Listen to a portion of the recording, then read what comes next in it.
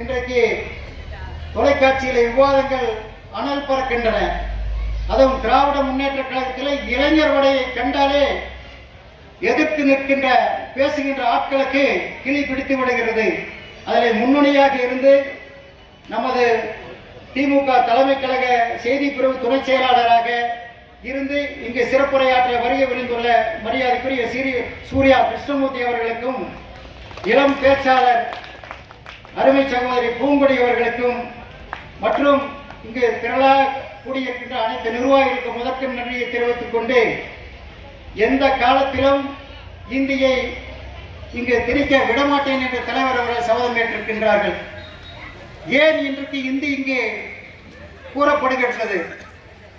India கூட்டணி எங்கு தோற்றாலும் தமிழகத்திலே 100% வெற்றியை பெற்றுக் கொடுத்து இந்தியாவை தன் பக்கமே ஈர்த்து முதல்வர்களுக்கெல்லாம் முதல்வராக இருக்கின்ற தலைவர் அவர்கள் இந்த பிஜேபி ஆட்சியை அகற்றி விடுவார் என்ற ஒரே நோக்கத்திற்காக, நமக்கு தொல்லை கொடுப்பதற்காக ஒரு கவர்னரை அனுப்பினார், நடக்கவில்லை.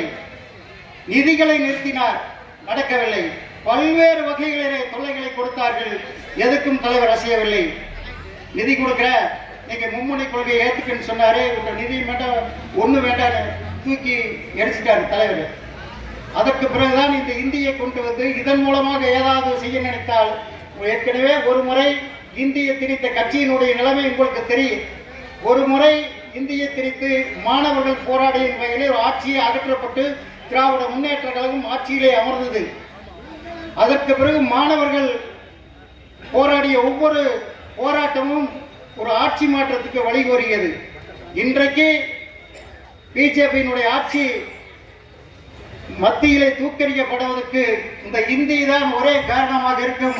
தமிழ் வெல்லும், தமிழை யாராலும் வசிக்க முடியாது என்று கூறி வாய்ப்பு தந்தமைக்கு நன்றி கூறி விடைபெறுகிறேன். நன்றி, வணக்கம்.